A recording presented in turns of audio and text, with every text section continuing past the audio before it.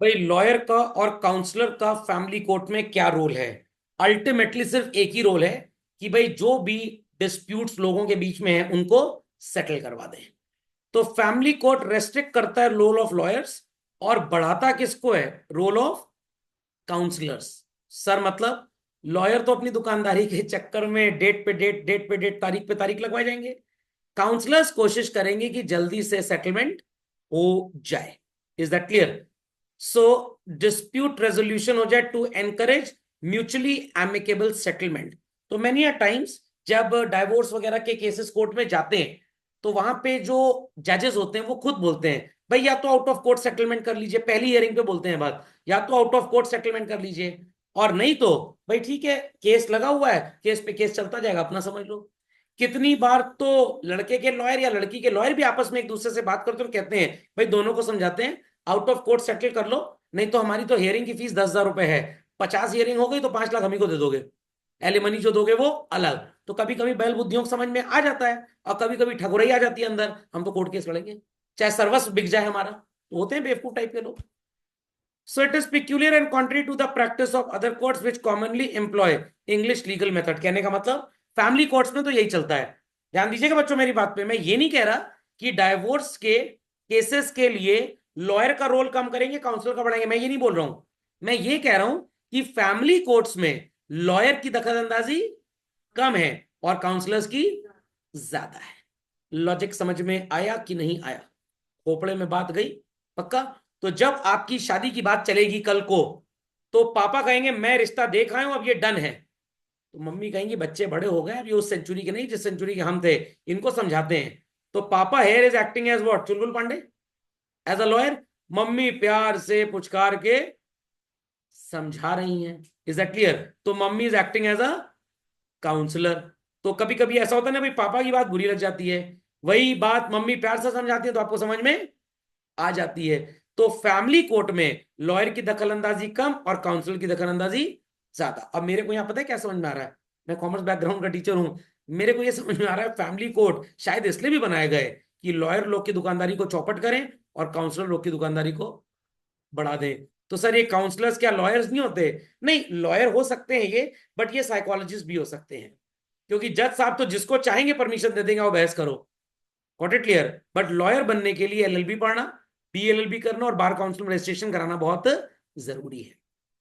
आपने मूवी देखी होगी एक जिसमें अक्षय कुमार, नहीं जॉली एलबी 2 तो बात की मूवी है, पहली वाली रुस्तम देखी होगी जहां पे वो अपनी वाइफ के हिसाब से ही केस लड़ता है ना। Very good. चलिए, so adversarial system of adjudication ये एक विदेशी सिस्टम होता था। जज plays the role of a neutral arbitrator. But अब हमारे जज साहब लोग जो है वो इतना खोपड़ी भंजन नहीं करना चाहते क्योंकि लोग बड़े जाहिल टाइप के होते हैं। समझ में आ गया? जज साहब के सामने ही बोल देगा हस्बैंड मैं इस कंटाइन के साथ नहीं रह सकता, जज साहब बोलेगी, जो वाइफ क्या बोलेगी, मैं भी इस सुअर के साथ नहीं रह सकती, जज बोलेगा तमीज से बोल लो थोड़ा, ये मोहल्ले की गली नहीं है। समझ में आ गया? तो यहाँ जज साहब ही पूरा बीच में काउंसलिंग कर देते थे, एक इंटरमीडिएट बिचौलिए की तरह काम करते थे और डिसाइड करते थे मेरिट्स डीमेरिट्स जो भी लॉयर्स ने डिसाइड की है basically. Is that clear? But यहाँ पे ऐसा क्यों होता था? अब इसका भी मेरे को क्या लग रहा है कि काफी कम केसेस आते रहे होंगे, जजेस के पास टाइम रहता होगा तो काउंसलर्स की जरूरत नहीं पड़ी। आज भैया दिन भर में 200 केस आ रहा है डाइवोर्स का। Sir 200 case? आप दिल्ली बंबई चले तो जाइए। मेरा एक स्टूडेंट है, he is an advocate in supreme court, तो कहता है अभी उसकी शादी हो गई लास्ट ईयर, तो कह रहा था और उसकी शादी की डेट और मेरी शादी की डेट सेम है, मतलब date is same, year is not same. Okay. तो कह रहा है कि सर मेरे को तो इतना डर लग रहा है, इतना कोर्ट कचहरी में केस चलता है डाइवोर्स का, लग रहा है कि शादी करूंगी ना करूं। Court clear? डेली तो 300 केस आ रहा है। सोचिए सिर्फ दिल्ली का एक लोअर कोर्ट, दिल्ली में तो 4-5 लोअर कोर्ट है, 30,000 ही और पता नहीं कौन कौन सा है। क्यों? क्योंकि लोग इतना मनी के पीछे भागते हैं, ना हस्बैंड के पास वाइफ के लिए टाइम है, ना वाइफ के लिए वाइफ के पास हस्बैंड के लिए, और ठीक ठाक रिश्ता उनका निभ ही नहीं पाता है। उनके बच्चे भी ऐसे बड़े हुए देखते हैं वो, सुबह ऑफिस निकल गए शाम को वापस आए, रात को बच्चा सो रहा है सुबह भी सो रहा है। तो केसेस कम रहते होंगे इस सिस्टम में, तो जज साहब काम कर देते होंगे। बट अब ज्यादातर काम तो काउंसलर्स का है, क्योंकि वकील साहब तो भाई लेजिस्लेशन पे ही बात करेगा, ये समझा नहीं पाएगा। जैसे डिप्रेशन की बीमारी देश में तो आ ही रही है, लोग सोचते बहुत है ओवर थिंकिंग, तो डिप्रेशन के लिए डॉक्टर जो होगा ना साइकैट्रिस्ट वो दवाई दे देगा, कैल्प्रैक्स 25 mg, 10 घंटा सोते रहो। बट जो साइकोलॉजिस्ट होगा वो काउंसलिंग करेगा। समझ में आ गया? तो साइकोलॉजिस्ट और साइकैट्रिस्ट में यही फर्क है। साइकैट्रिस्ट दवाई दे सकता है, अलाउड है, लाइक अ लॉयर। साइकोलॉजिस्ट दवाई नहीं लिख सकता क्योंकि उसके पास एमबीबीएस की डिग्री नहीं है। तो साइकोलॉजिस्ट इज द काउंसलर। ऊपर में बात गई, समझ में आ गया भाई? तो फैमिली कोर्ट ने लॉयर्स का रोल लिमिट कर दिया कि भाई आप लीगल एक्सपर्ट हैं, काउंसलर आपसे सलाह ले सकता है, बट आप थोड़ा कम ही दखल अंदाजी दें हस्बैंड वाइफ के मामले में तो बेटर रहेगा। और एमिकस क्यूरी ये क्या होता है सर? कोर्ट्स कंसल्ट करते हैं ओपिनियन के लिए। ध्यान से सुनिएगा। मान लीजिए कोई जज साहब हैं, मिस्टर ए के भंडारी, बोला गया कि इस केस में आप एमिकस क्यूरी हैं। एमिकस क्यूरी मतलब क्यूरियोसिटी को एमिकेबल तरीके से, ना एक के फेवर दूसरे के अगेंस्ट या दूसरे के फेवर पहले वाले के अगेंस्ट जाएंगे। तो अगर मैं एक वकील हूं, आप एक वकील हैं, हमारे क्लाइंट्स का केस हम आपस में लड़ रहे हैं, हम जज साहब से एडवाइस ले सकते हैं। जज साहब हमें बता सकते हैं कि आप ऐसा ऐसा करिए, ये एविडेंस ले आइए, व्हाट इट क्लियर, तो आपका केस और मजबूत हो जाएगा। दूसरे वाले वकील को बताएंगे तुम भी भाई ये एविडेंस ले आओ, फिर हम सुनवाई करते हैं। तो मर्डर का केस है, ये तो पता है मेरे क्लाइंट ने मर्डर किया है आपके क्लाइंट के रिश्तेदार का, बट जज साहब से हम कंसल्टेशन कर सकते हैं। जज साहब ये कहेंगे अच्छा ठीक है लो मेरे 10,000 दे दो, मैं 22 बड़ी कर दूंगा। नो नो नो भाई, मर्डर का केस है, कितना एक्सट्रीम मर्डर है, हीनियस क्राइम है, गला काट के जूस वूस निचोड़ के पी गए, तो भैया जिंदगी भर तुम जेल में सड़ो। बट अगर सेल्फ डिफेंस में मर्डर हो गया तो जज साहब से हम डिस्कस कर सकते हैं कि भैया सेल्फ डिफेंस में मर्डर हुआ है, तो जज साहब कहेंगे ठीक है अपने थोड़े एविडेंसेस और ले आओ, साबित करो कि सेल्फ डिफेंस का केस था। Is that clear? अगर साबित हो जाता तो वील सी टू इट की कोर्ट में क्या करना है। तो भाई मेरे वकील ने साबित, सॉरी मैंने अपने क्लाइंट के लिए साबित कर दिया, it is a case of self defence. Is that clear? सारी जो भी मतलब एविडेंसेस थे वो मेरे क्लाइंट्स के फेवर में थे और सामने वाला वकील इसको साबित नहीं कर पाया। Is that clear? तो यहां पे हम जज साहब को क्या बोलेंगे? Amicus curiae. तो amicus curiae is a word when जजेस are used as a person for consultation. तो जज साहब आपका कोई फेवर नहीं लेने वाले, वो सिर्फ आपको एक प्रोफेशनल एडवाइस दे देंगे। समझ में आई बात कि नहीं आई? अरे मान लिया बच्चे ने एग्जाम दिया फेल हो गया, ठीक है, अब ये थोड़ा कि टीचर चाहता हो फेल ही हो जाए और बच्चा कह रहा नहीं मैं टॉप करके दिखाऊंगा, कोई दुश्मनी थोड़ा है। टीचर अब बता सकता है कि बच्चा क्या क्या करे कि उसके मार्क्स अच्छे हो जाए। तो है teacher is being used as a consultant. समझ में आ गया?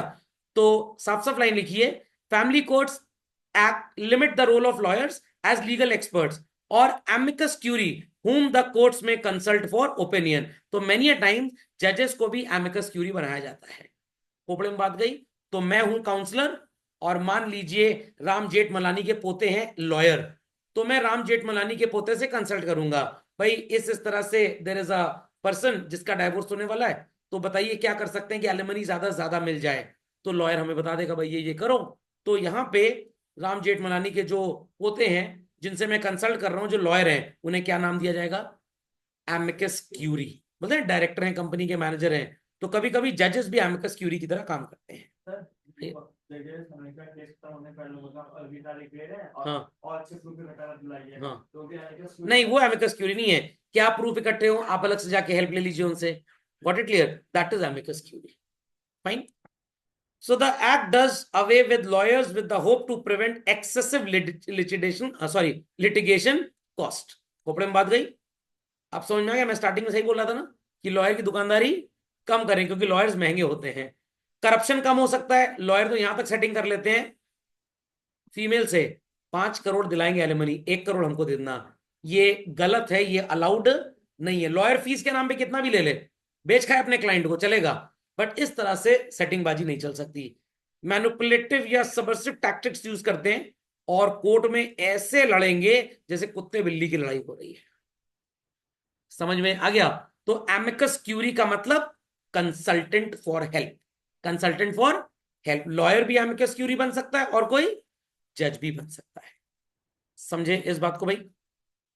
समझ गए? चलिए। सो काफी क्रिटिक्स ये बोलते हैं कि भाई जब तक लॉयर नहीं होगा तब तक कॉम्प्लेक्स केसेस का कोर्ट में सुलझाना मुश्किल ही नहीं, नामुमकिन है।